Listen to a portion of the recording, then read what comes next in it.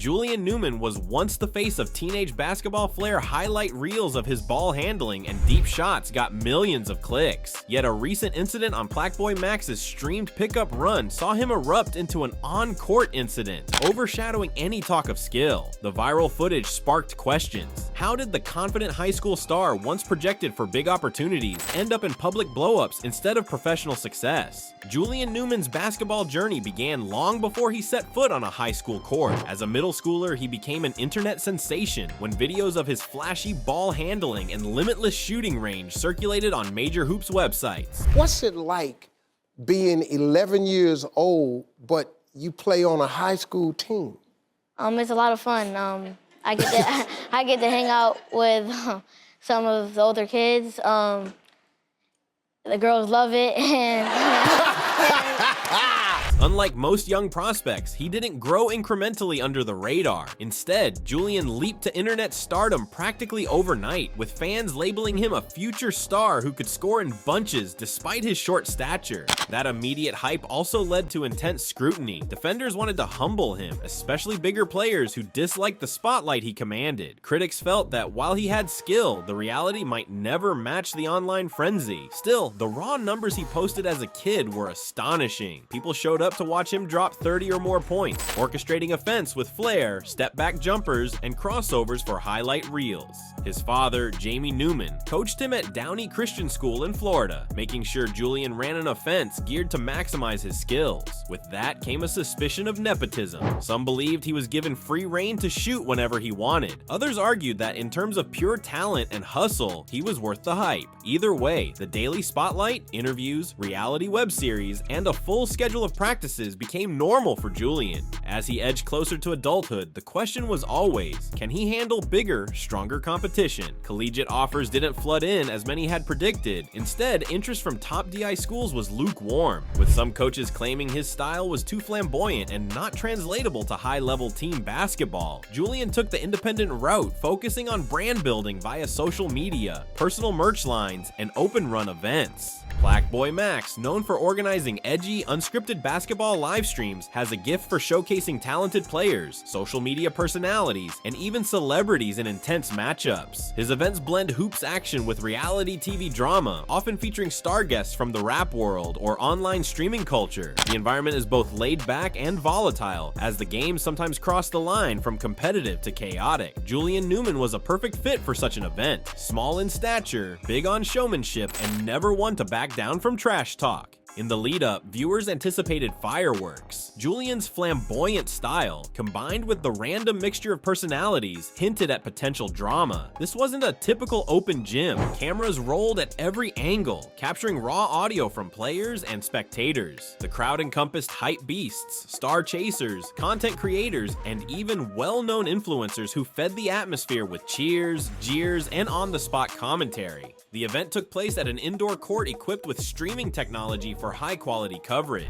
PlaqueBoy Max teased that special appearances would happen throughout the night, fueling speculation about big names from the rap or influencer worlds. Among those rumored was Uno the Activist, a rapper recognized for his energetic presence and collaboration with other well-known artists. True to the hype, Uno did show up, adding an extra layer of unpredictability. At first, the basketball was free-flowing. Julian scored a few quick buckets, weaving through defenders. Fans online spammed emojis and W in chat, praising his skill, but tension gradually mounted. The play got physical, tempers flared over fouls, and something about the environment felt like a powder keg waiting for a spark. Julian, accustomed to controlling the narrative, seemed extra feisty, jawing after making baskets, complaining about alleged slaps and shoves. The turning point came in a seemingly harmless sequence. Julian had the ball at the top of the key, scanning for an opening. A defender bodied him, arms flailing, and Julian believed he was fouled. The ref, if you could even call the event officiated, either missed the call or chose not to intervene. Julian's frustration skyrocketed. He fired off heated words, pushing the envelope with chest bumps. People stepped in to separate players, but that only amped up the tension. On the sidelines, an onlooker, some said it was Uno the Activist, voiced his disapproval, mocking or calling out something about Julian's meltdown. That remark, or even the tone of it, set Julian off further. Soon, all eyes fixated on him as he marched across the court to confront confront whoever had spoken. Rapid-fire exchanges of curses broke out. The environment was no longer about basketball highlights, but about personal pride. Uno the activist tried to stand his ground verbally, telling Julian to calm down, yet Julian was beyond the point of composure.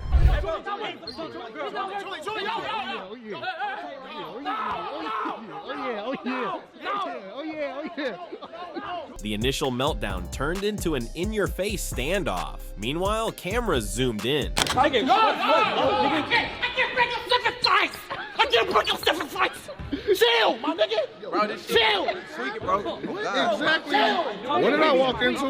Yeah, Players shouted contradictory advice. Chill. Handle your business. We're on stream, bro. The chaotic swirl brought the entire run to a screeching halt. The chat feed on the livestream exploded with shocked emojis, clipped replays, and real-time speculation about what might happen next. At this moment, staffers from PlaqueBoy Max's crew attempted to break it up, bridging Julian away from the conflict, but he wasn't letting go. Something about the presence of Uno, someone with a rap persona and enough bravado to challenge Julian's status, poured fuel on the flame. On top of that, the people around them seemed to either stir the pot or flail about, uncertain of how to de-escalate. The typical "let's keep it basketball" talk got lost in the noise, overshadowed by adrenaline.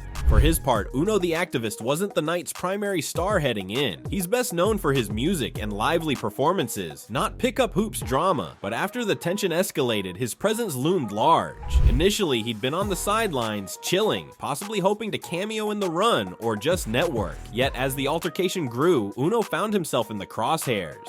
Some viewers criticized Uno for fueling the argument, claiming he shouted provocative stuff at Julian. Others suggested he tried to lighten the mood with jokes that backfired. The truth might be a blend. In that heated environment, any sideline commentary can misfire. Once Julian confronted him, Uno had no choice but to respond, either to defend his image or simply to keep from being verbally bulldozed. Social media reaction was intense. Fans of Uno argued that he showed restraint, not swinging or escalating beyond words. They also noted that an NBA prospect blowing up at a rap personality was a bizarre look for Julian. Meanwhile, critics of Uno said he inserted himself into basketball drama he didn't fully understand. The synergy between rap culture and streetball hype can be electrifying, but it can also lead to quick fireworks if respect is questioned. Uno the activist's involvement inadvertently overshadowed the entire event. Instead of praising highlight reel plays or interesting matchups, the basketball community fixated on a meltdown featuring a musician many had never associated with hoop events. The fiasco became the night's headline, overshadowing even the top players in the building. And in the days after, it spurred an online debate. Was Uno just a scapegoat for Julian's meltdown, or did his sideline chirping truly push Julian over the edge? Julian Newman's meltdown went from standard trash talk to an all-out fiasco. He had built a brand on competitiveness and a willingness to take on all comers, but in that moment, he teetered between competitor and hothead, losing the composure that had once helped him stand out from the crowd. Teammates tried to calm him, telling him to walk away. The tension on Julian's face, however, suggested he wasn't hearing reason. A key factor was his raw frustration at how the night had gone. The gameplay featured repeated borderline fouls. Meanwhile, the live chat ridiculed him for overreacting at minor contact. Some cynics claimed Julian was chasing viral clout by staging drama. That's a serious accusation for a player whose name is practically an online brand. But from the raw emotion on camera, it didn't look staged. He seemed genuinely furious. The meltdown reached its peak with partial shoves and swipes. The audience didn't see a clean punch, but the aggression was real. People stepped in, forming a chaotic blockade between Julian and those he perceived as threats, like Uno the activist or random onlookers mouthing off. The venue's staff or security was almost non-existent, which fueled speculation that PlaqueBoy Max intentionally let chaos reign for ratings. After all, drama translates to increased viewership. The question is whether it benefits or severely damages Julian. Social platforms erupted immediately with clips titled "Julian Newman Gets Exposed" or "Julian Newman Meltdown IRL." Hashtags trended for hours, overshadowing any highlight plays from earlier. The negativity was palpable, with fans mocking him for not being able to control his temper. Others noted the hypocrisy of calling out bigger players for being aggressive, only for him to blow up like this. The meltdown effectively overshadowed any conversation about his skill set. In today's digital era, any real-time meltdown spawns 1,000 memes. This fiasco was no exception. Within minutes, short clips of Julian's rage appeared on TikTok, Twitter, and Instagram. People added comedic captions, freeze-framed his expression, or set the blow-up to dramatic background music. The comedic element overshadowed the seriousness of the threat of violence. For Julian, who once embraced social media to build his brand, this attention was a double-edged sword. More hype, but also more negativity. Another layer was the reaction from those in the basketball community. Some pro and semi-pro players weighed in, expressing disappointment that the once prodigy had reduced himself to chaotic scuffles. A handful of coaches even commented that meltdown behavior like this wards off potential opportunities. If an overseas or minor league team was on the fence about signing him, a meltdown in front of thousands on a live stream might push them away. Uno the activist's fans chimed in too, defending him as simply standing up for himself in a tense environment. Others from the rap scene posted supportive or mocking messages, adding more cross-traffic to the entire fiasco. The fact that an artist from the hip-hop industry was entangled gave the meltdown a bigger platform. Some rap news outlets picked up the story, labeling it a brawl featuring rising rap star and ex-YouTube phenom, a headline that further spread the news to audiences who might not follow basketball at all. Meanwhile, the site's chat log showed repeated calls for either a showdown or a forced apology. People demanded that Julian publicly address the meltdown or risk losing fans. Some even questioned if he'd stay relevant in basketball or pivot to just being an influencer. For the hyper-competitive, self-branded point guard, these rumors are damaging. Once upon a time, he was seen as the next small but unstoppable guard. Now, many see him as an online meltdown meme. Julian Newman never wanted his legacy to be a meltdown. He has spent years working to prove that height isn't everything, and that skill, swagger, and resilience can propel a young athlete to stardom. But the meltdown makes it painfully clear that on-court composure matters as much as raw ability. Skilled players lose future deals if front office executives suspect they can't keep calm under pressure.